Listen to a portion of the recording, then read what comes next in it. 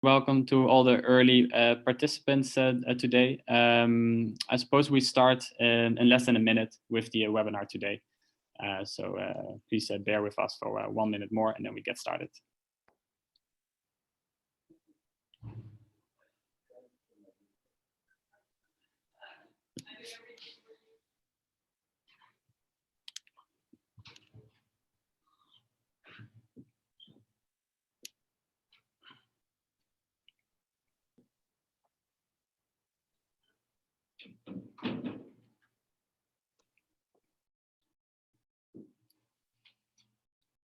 All right, let's get started with today's webinar. So yeah, again, welcome everyone to this webinar on public-private collaborations, public-private collaborations in the world of smart mobility.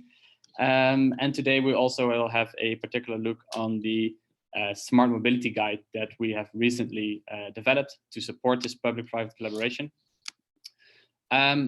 Therefore, the objective today is that we are going to learn together how this smart mobility guide, which you can find online, I think the link will actually be shared in the chat, how this guide can actually improve public-private collaborations between, well, mainly cities and mobility providers.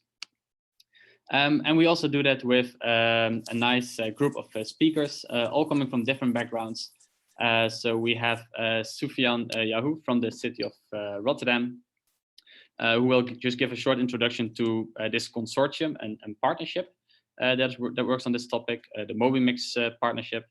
We will also hear from Chris van Marouy from the city of Antwerp, who will give and shed some light on the challenges from the city when it comes to collaboration with the private sector.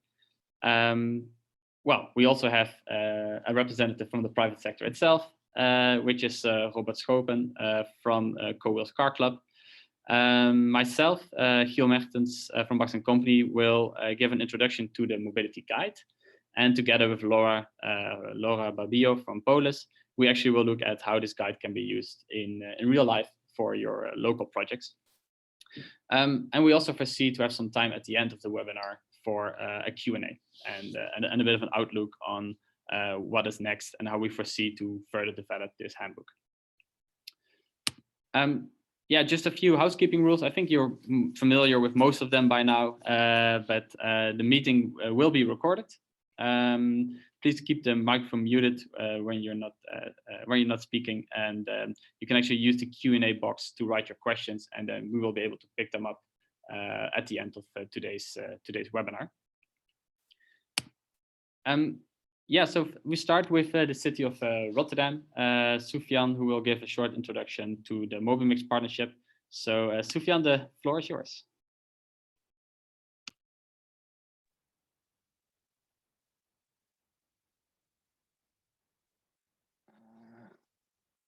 I want to put on my camera. Wait a minute.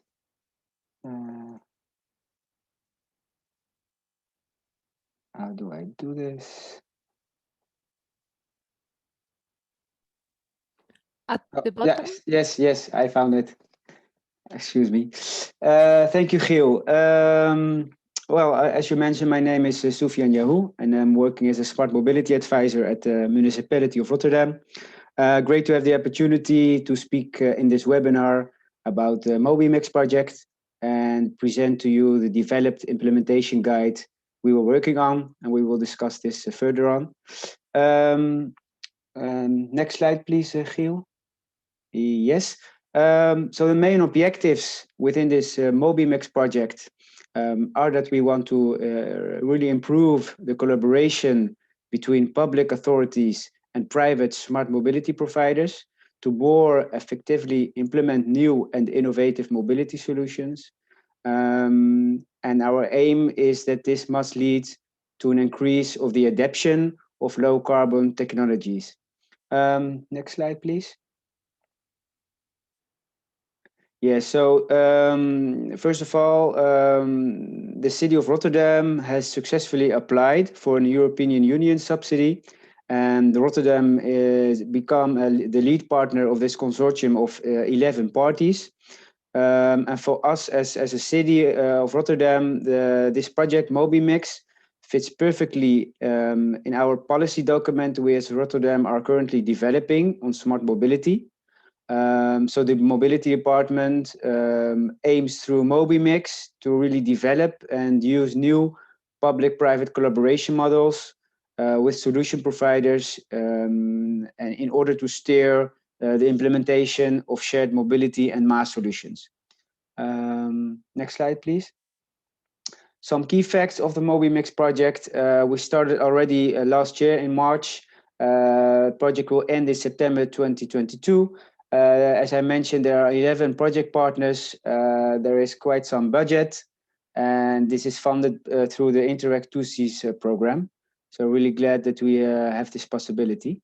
Here in this slide, you see the project partners. It is a combination between European cities, international companies, and of course also knowledge institutions to help us gather some knowledge and share experiences. Next slide.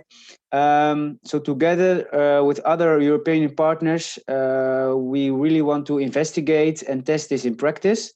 What should the policy be in this area? How do we deal with, for example, international companies that offer new mobility services? What agreements do you want to make with companies? So these are some of the questions we want to go into answer in the next 2 years. With the new contract models and also governance structure, we want to build relationships with new parties that will make the mobility offer broader and more diverse in our cities. Next slide, please.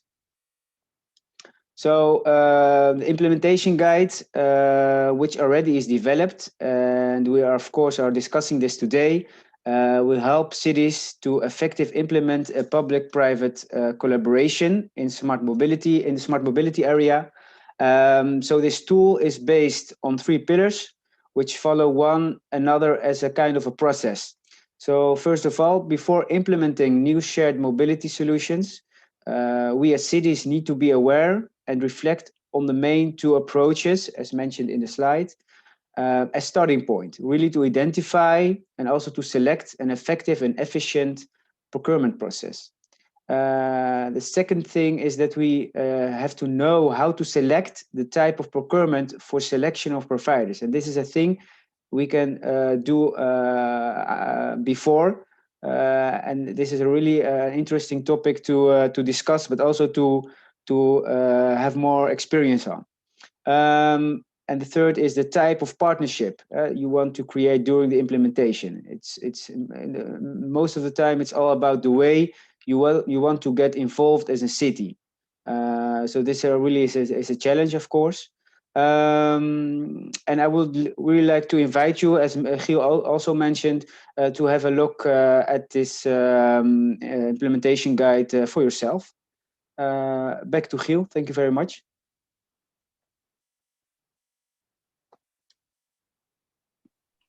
Yeah, thank you very much, Sufjan, for the introduction. Indeed, let's just move on to Chris van Rooij from the city of Antwerp, who will give some more information about their marketplace for mobility.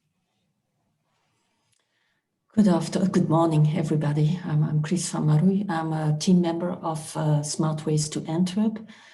I work thus for the city of Antwerp, and Antwerp is like any other European city confronted with a complex mobility situation and major road constructions.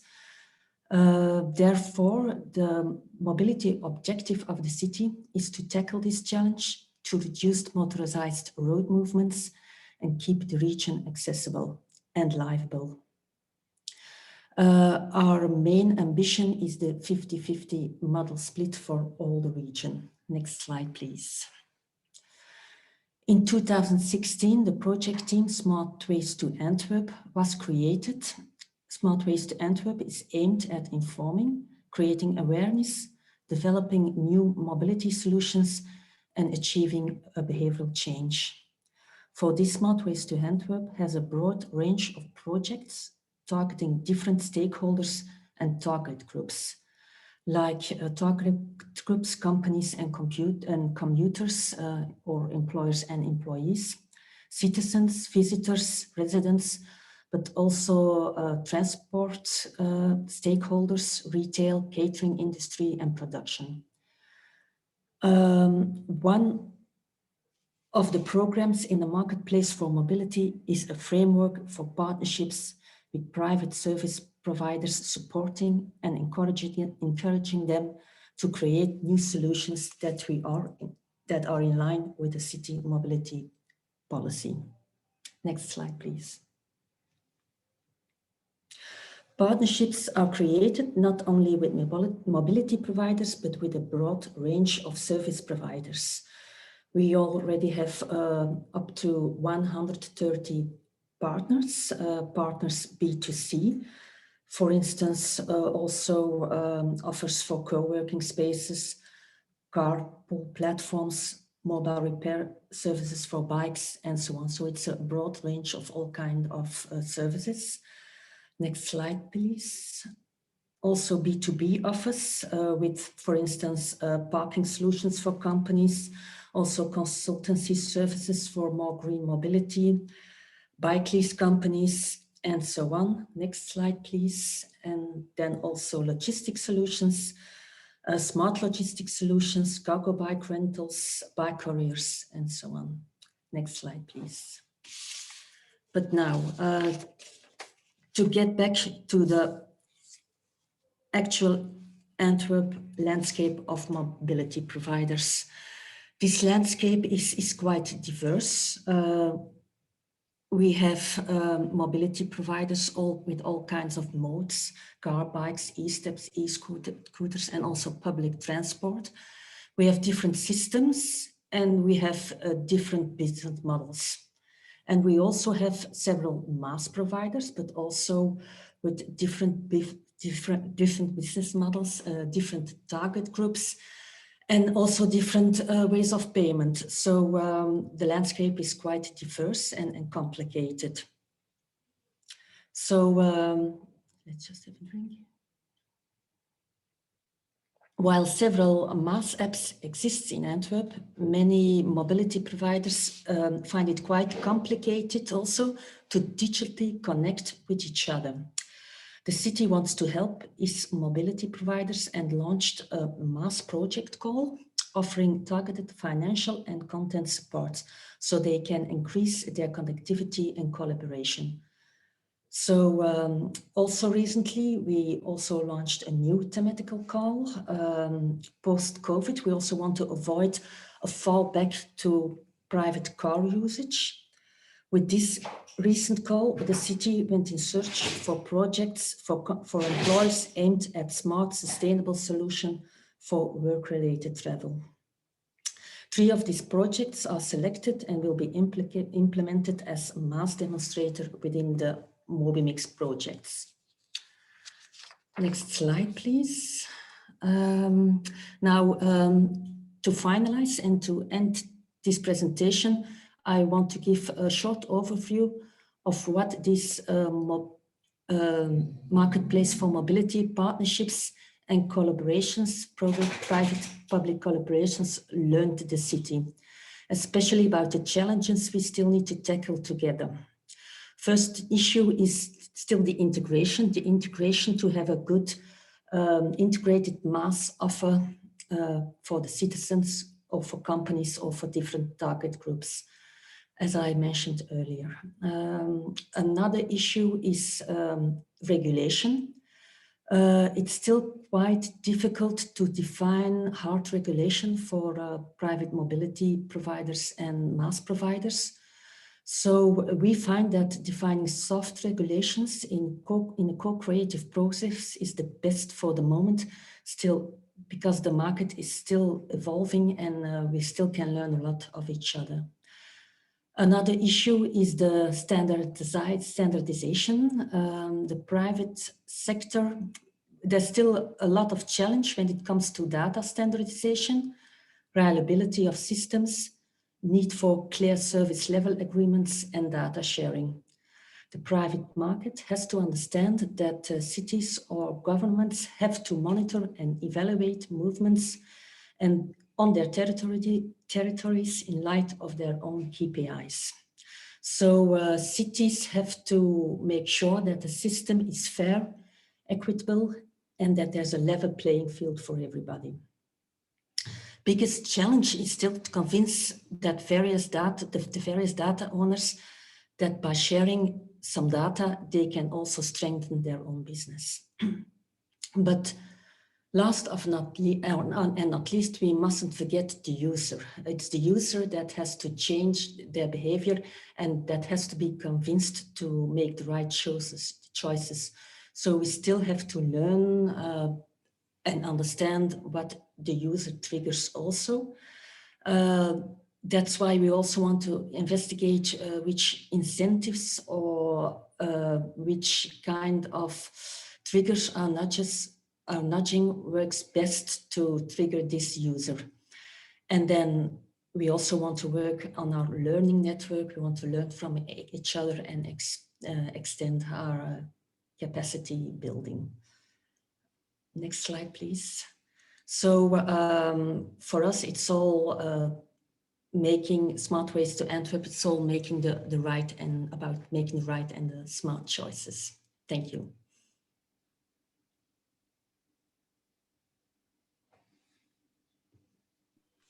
Thank you very much, Chris, for sharing insights from Antwerp. And also for the audience, if you have any questions, for example, for the city of Rotterdam, for Soufiane, or for the city of Antwerp, Chris, please use the Q&A option. So now we have heard and got a bit of information from the public side. And now let's move on to Robert, who will tell a bit more about how the private sector is all perceiving this collaboration from CoWheels. So Robert, the floor is yours. That's great. Move on to the next slide, please. Yep, that's who I am, Robert Chopin, Marketing Manager for CoWheels. And next slide. Thanks very much. Yeah, this is what I'm going to cover today. Basically who CoWheels are, what our experience is in the market. Although we're based in the UK, we've also got a lot of experience in other European countries. And also touching on what is, I can't really ignore the current state of the pandemic, what it's done to the business and how that may affect what you want to implement. And then I'll look at sort of procurement practices and how they're viewed by the private sector, and finally what you can do to help stimulate your business case to improve it. Next slide, please. Thank you. So who we are. We were founded more than 10 years ago. We're based in the UK, started off literally with 2 cars in one small city, founded as a social enterprise with the purpose of encouraging environmental transport, so not for profit. And we grew really organically by winning more and more contracts as car share took off in different towns and cities across the UK. We had to sort of diversify that by moving into grey fleet replacement, which gave us more stability financially.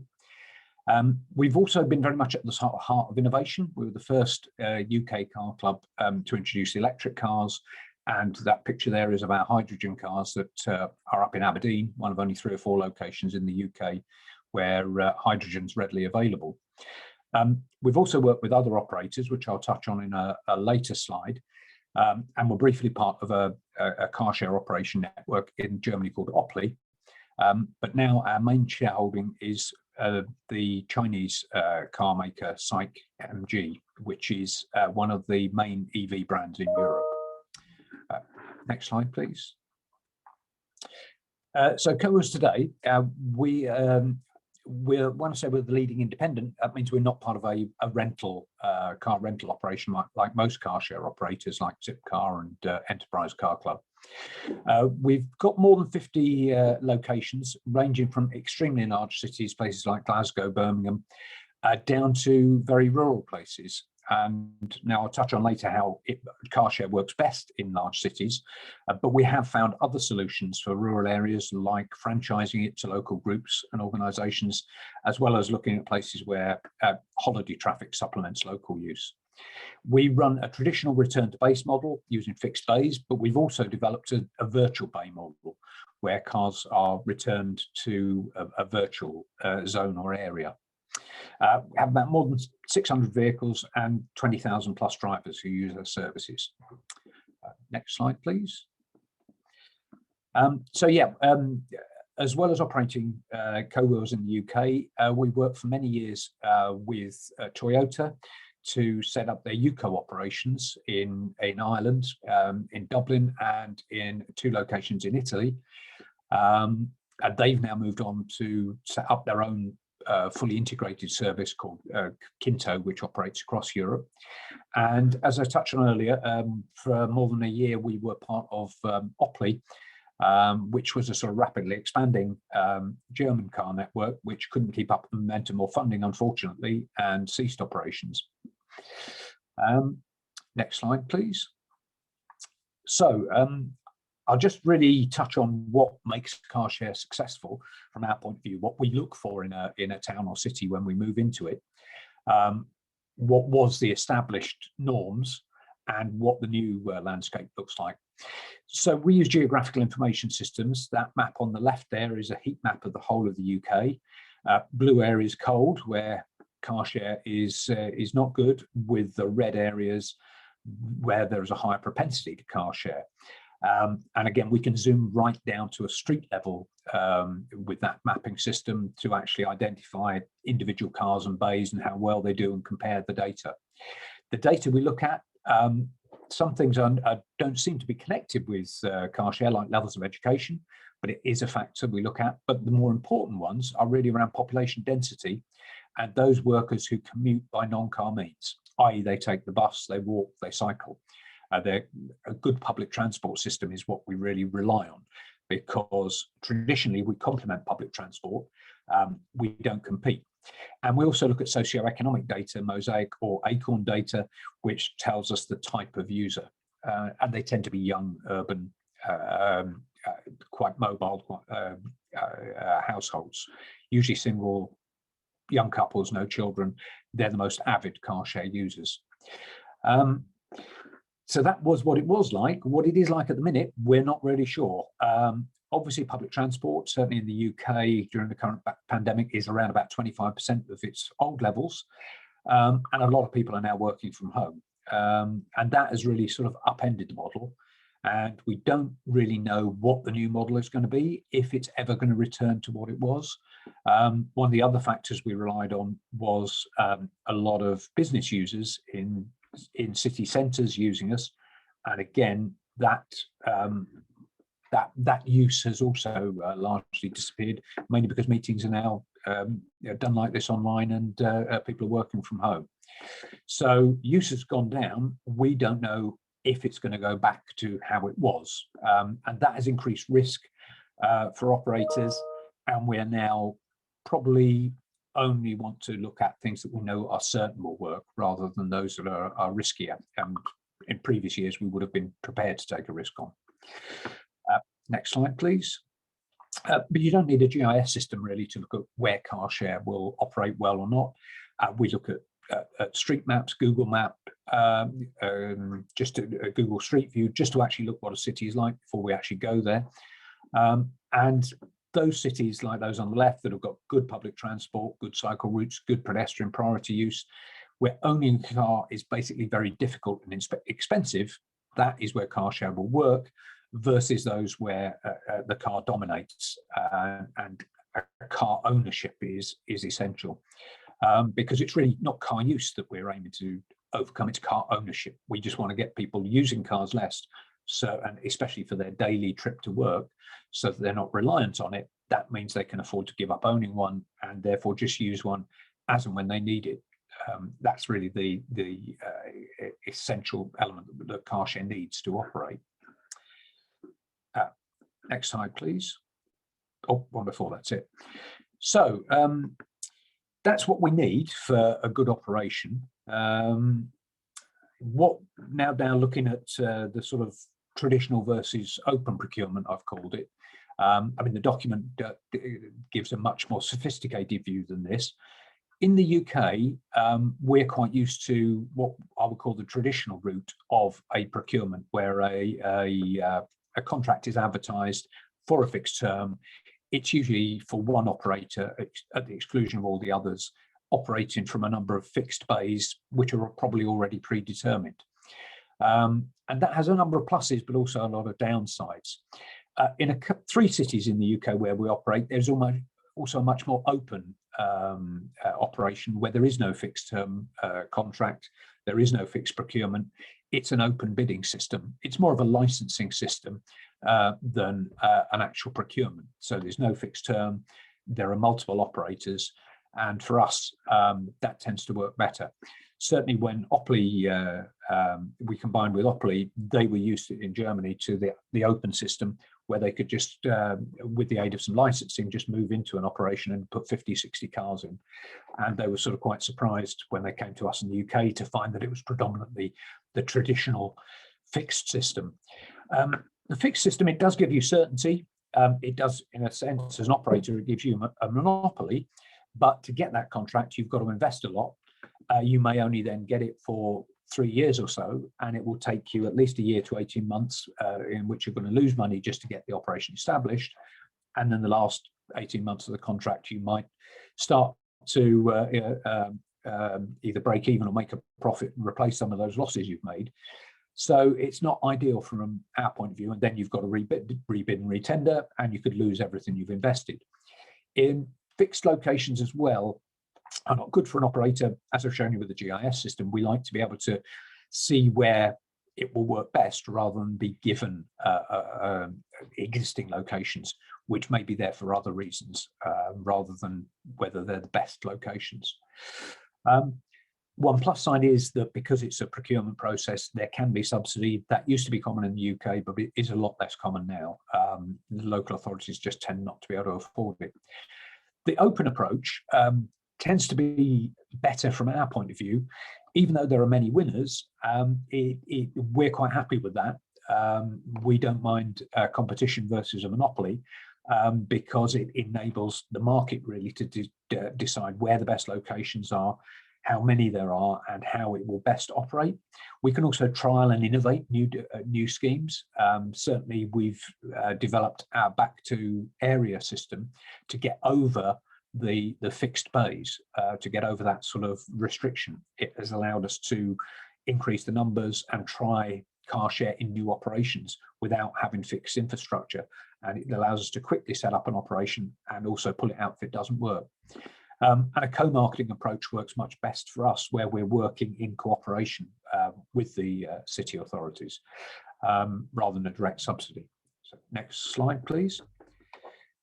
So finally, what are we looking for? What works best for us in terms of procurement? Really, the opening thing for us is to actually talk to the market first, whether it's a traditional or an open procurement. We much prefer to have a conversation with City first, so they fully understand us and what we can offer, and we understand what their problems are and what they're trying to overcome. The worst kind of procurements we've faced are those where we're told, this is what we want, just bid for it, with fixed bays, and in places we know when we look at our mapping systems, we know it won't work. And we bid for it reluctantly, but half-heartedly. Much better to have that conversation where we can tell you what we think will work best before you even look at a procurement process. And then after having that open discussion, reaching that clearer vision, you're better informed to put forward a contract or an open licensing system in the knowledge of what will work best for the market. One of the key things holding us back in future, because essentially petrol cars are dead within 10 years, it will all be EV, and that's the EV infrastructure. Again, the cost of EVs and the cost of running an operation really mean it's prohibitive for us to also install our own charge network on top of that, especially if you're in a contracting situation. You might lose that contract and you've paid for charges that you can't use in 3 years. But one of those operations there on the left, the picture there is Bristol, where thanks to EU funding when we were still an EU member, we were able to put 11 new cars with chargers into Bristol. And really finding a solution for that charge network, working with the operator, how that's going to work is really going to be essential for future expansion and future schemes, because petrol now is just a very short-term solution. We use hybrids, but really we've got to look to get an entirely EV fleet. and the charge network is going to be the one thing that holds it back. And finally, I would say just, yeah, read the guys. The guys, these guys produce is excellent, and there are others. Speak to your national experts in the UK. Como UK are one of the trade bodies, but every country has their own trade body, and who again will produce really good guides on what the business is looking for and how to work best with us.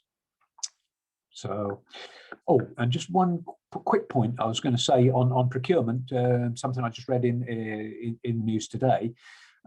It can happen without regulation and licensing. Just be aware of that.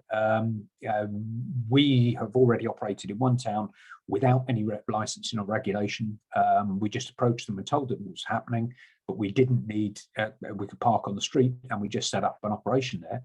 And with peer-to-peer car share, that can happen much more often. Hirecar just announced today they're moving into Edinburgh, which is one of the sort of biggest, best markets in the UK, which is at the moment purely a sole operator. But again, without the council authorising or regulating it, Hirecar are moving in there. So yeah, be aware that the market will also look to do what it wants to do as well. And that was it from me. Thank you very much. Thank you very much, Robert, for sharing your vision on these different procurement models, and also how they have changed in order to allow new mobility solutions to be implemented. That also means that it's the perfect moment to actually look at the Smart Mobility Guide and the different procurement models that we have identified, and we will explain a little bit more. I will do that together with Laura from the POLIS network. So first of all, just a bit of background, the objective of the Smart Mobility Guide. So first of all, we noticed that although there's already, let's say, quite some experience with people that implement, let's say, smart mobility solutions in cities, a lot of this knowledge is usually embedded with these people or within the organization, but it's very difficult to make it, basically to disseminate this kind of knowledge, and to make, so therefore to make this tacit knowledge more available. So that was one of the main objectives. And we therefore want to make cities just better informed decision makers when they implement these smart mobility solutions. We provided an interactive online guide where we basically set a framework, so let's say the theory behind it, but also with real life examples, which we foresee to update in the upcoming years, since we will see new examples every day, as Robert just mentioned. And obviously this is all with the final aim of taking more of the potential of new shared mobility solutions. Again, this is developed by the MOBI-MIX partnership, which consists of experts from the EU and the US.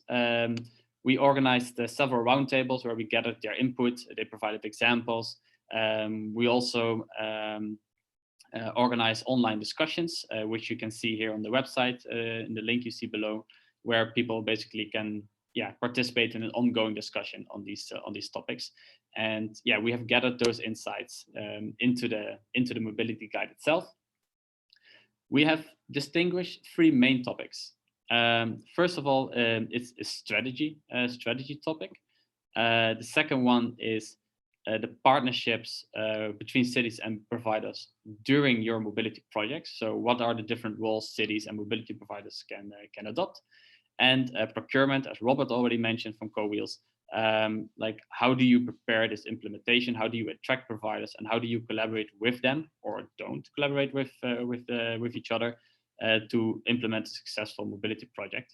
And each of these three topics or puzzle pieces, we will look into them in the next 15 minutes. Starting with the strategy part. So I think a common, let's say a common trend that we saw when cities are working on mobility solutions is that they either have very clear in mind or have in mind what kind of solution they would like to implement, or it's more that they would like to solve a certain challenge. It could be a mobility challenge, but it could also be another social challenge, for example, which could be covered by a mobility solution. And here we have identified, let's say, these characteristics that kind of define in what kind of stage you are as a city. So it's really helps to guide your thought process on what is it actually what you would like to achieve as a city. Maybe Laura, I don't know if you would like to give a quick example of cities that we already worked with in workshops before on how they went through this exercise. So I think that, hello everyone, first of all, I'm Laura Bavío, as Gil said. I'm working for POLIS, the Association for Cities and Regions for Sustainable Innovative Transport. And I think that the best way, here we have the characteristics. So if we have either a view of a desired solution, if we need expertise, if we need experience, if we cost the overall procurement process, but I think here that the best way is already to show our example to see how this can help. So I just presented myself as Laura, but let's just say that actually today my name is Stephanie, for you and only for you. I'm a mobility advisor from a medium-sized city in the UK.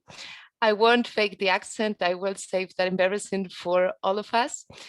And we know that we have many challenges that we want to deal with. So we want to increase the overall accessibility. We want to encourage active travel. We want to reduce emissions, but we've already gone one step ahead, and we want to we have in mind already the solution that we want. And this is to deploy electromobility hubs. This is how we want to solve all of our problems, or at least to help move in that direction. And we already also have somehow defined concept of the electromobility hub we want. We know that we want electric bikes, electric cargo bikes. We know that we want electric car sharing, and that we would also like to have charging points. We also now have a defined time frame. We want to have this finalized in 3 years. So as you can see, we have a clear vision of what we want. We know what are our needs. So in our case, as a city, we would say that our approach is solution driven. In the case that we only know the challenges, but we have many different solutions that we want to use to fix them, then it would be a challenge approach. But in our example, we'll go with the solution driven approach.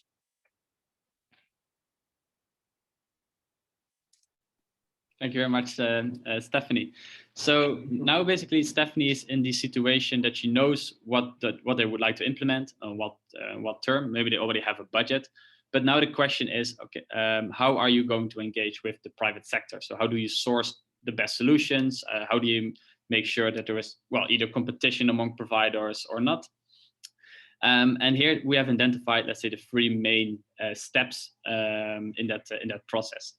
So if you see on the left-hand side, yeah, there we go. On the left-hand side, you see what we call the procurement types. So these are, let's say, this is the stage before implementation.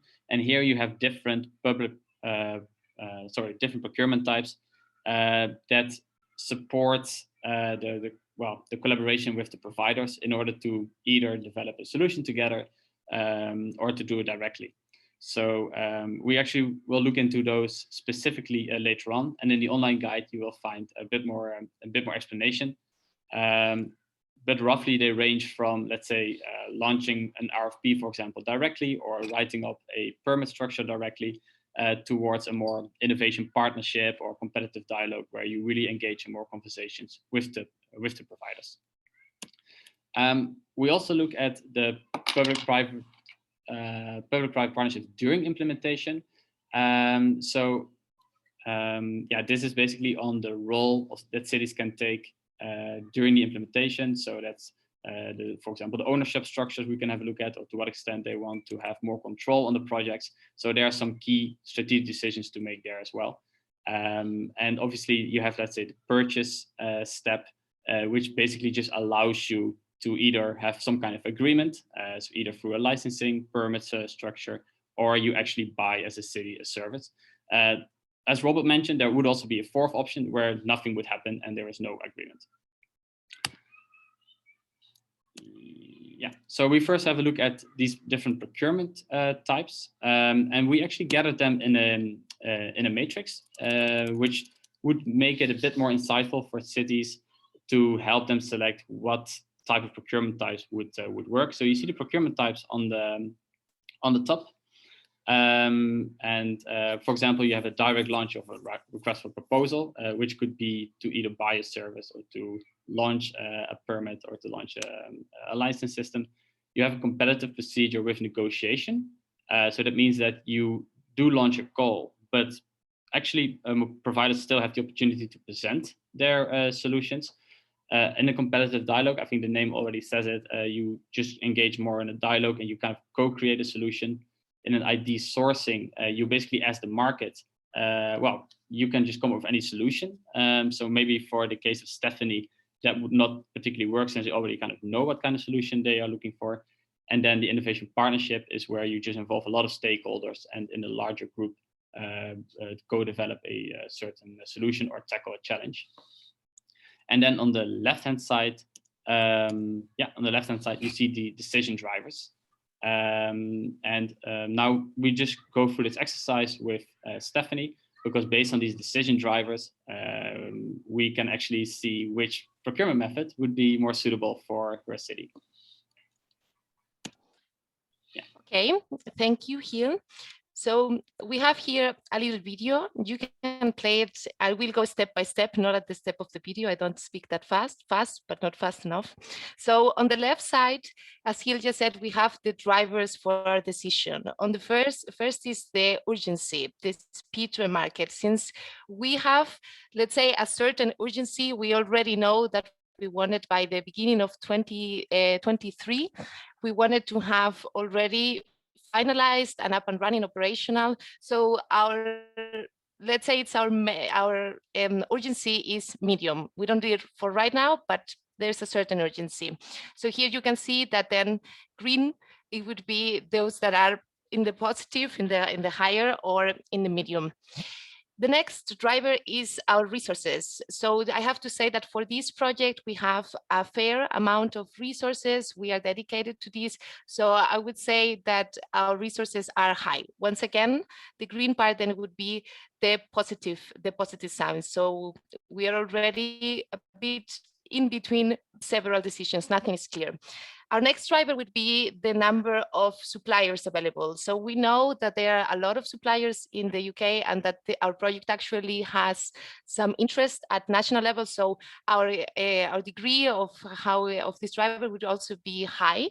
Once again, in the positive, it's starting to look like we have a winner, but let's keep checking all of our drivers. The next one is the innovative solution. So for this, you have to look not only at the innovative, like in the global sense, but also how innovative it is for your local authority, for your region, for your at your national level. In this case, an e-hub is quite innovative for my city, the mysterious city, and on a national level. So here we would also set a high. And once again, on the positive, so we know already that in our metrics we're a bit skewed to the right. In the complexity of the challenge, this is one of the hardest drivers to let's say to assess.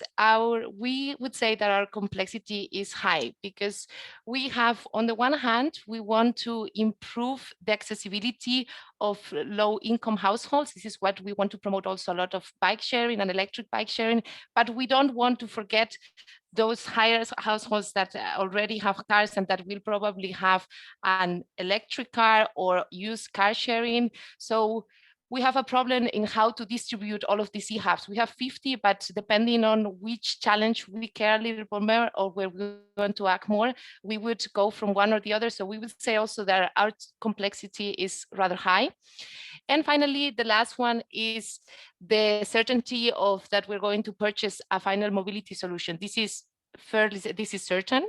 We already know that we want a solution. We already know that it's going to be implemented by 2023. So we will be going ahead and purchasing a solution. So in this case, it will also be high. You can see, of course, this is not, as Stephanie, I don't know, of course, what to do, but this does help the decision. And as a mobility advisor, what I'm going to do now is to also just use this for the procurement department. So it would also help them to take a decision. What is the proper type that fits more with our solution that we have already fairly defined.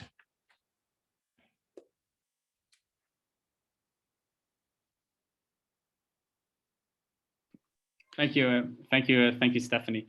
So now in this situation, Stephanie has a more clear idea, or can, let's say, make a more informed decision on how she would like to engage with the private sector. So let's say a competitive dialogue seems to be a very promising model at the moment. It also means that it is time to look at what if these mobility hubs are actually working, what kind of role the city would like to take. So this is the moment that we look at these public-private partnerships during the implementation.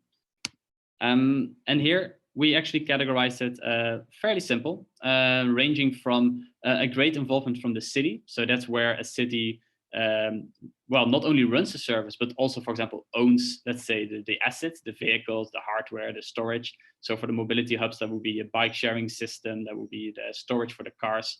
That's something that we call a tech-only partnership. If the city would actually decide to run the service, be responsible for running the service, but not necessarily own it, so they just basically purchase the whole service, then it would be more of a turnkey solution. And then the more you go to the right, the less the city would be involved, and the more the city takes, let's say, maybe more a regulator role, where they just define the conditions for an operator to work in.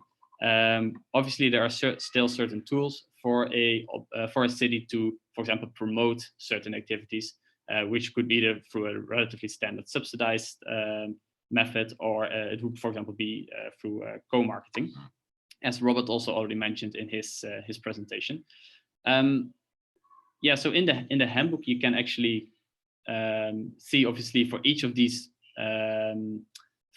partnership models, what they mean, some advantages, some disadvantages, and some examples. But therefore, now with Stephanie, we will actually can have a look at what she thinks would work for her ambition to develop the mobility hubs.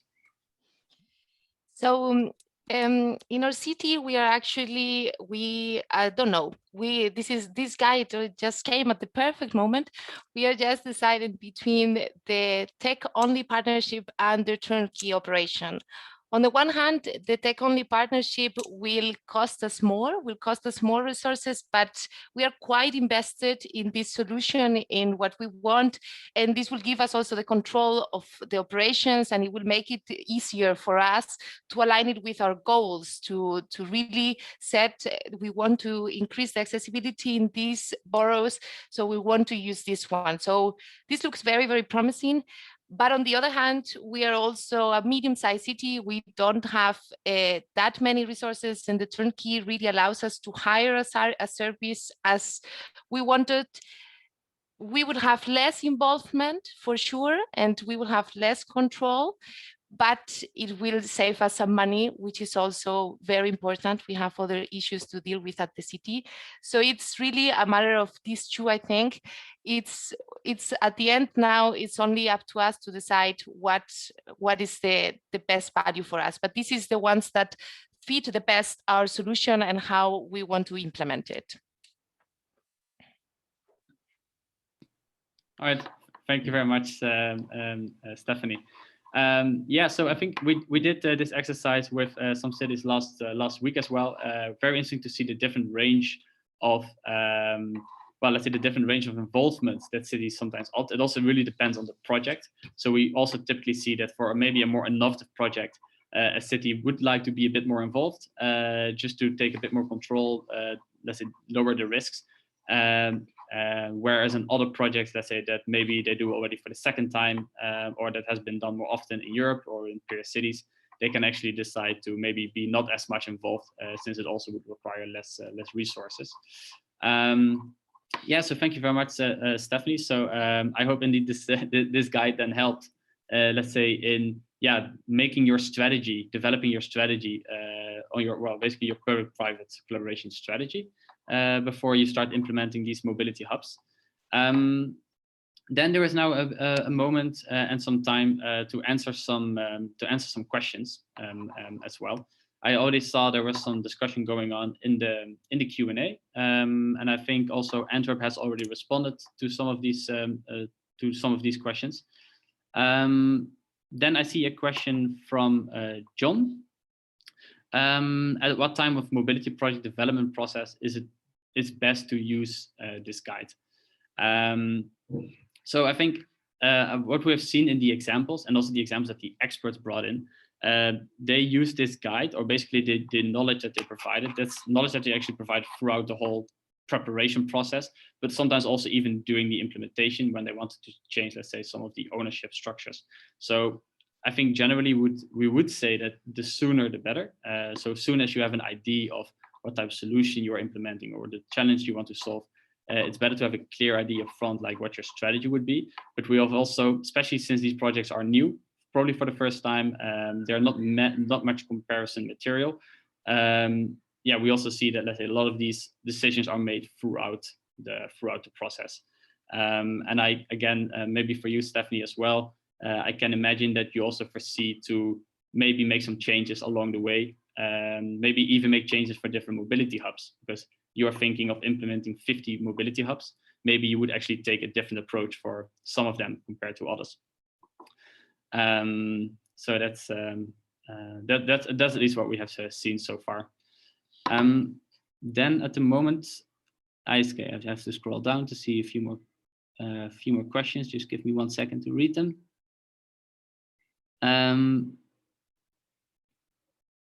Yeah, so what are the challenges in creating an innovation partnership? That would mean that it can be brought about, that you cannot, let's say, implement it in an urgent matter. And that's what we have seen is in an innovation partnership. It's obviously a bit of an umbrella term, so we have seen very different kind of innovation partnerships, but the common factor that we saw was that it required a lot of stakeholders. So like not just companies and not just the cities, but even, let's say, different departments as well, since it's not always a mobility issue. So it could also be that you have to align with social services or even companies that don't provide mobility solutions. So we've seen that once these projects were developed in innovation partnerships, it took a long time for them to be developed. Also because they are usually used in a more innovative environment. So it's often in some kind of R&D partnership where they co-develop a solution and then they kind of purchase the solution by the end of the partnership. So we did see that if you need, let's say, a very urgent rapid response, for example, to respond to a pandemic, or if you need to deliver something quickly, it's probably risky to start the innovation partnership.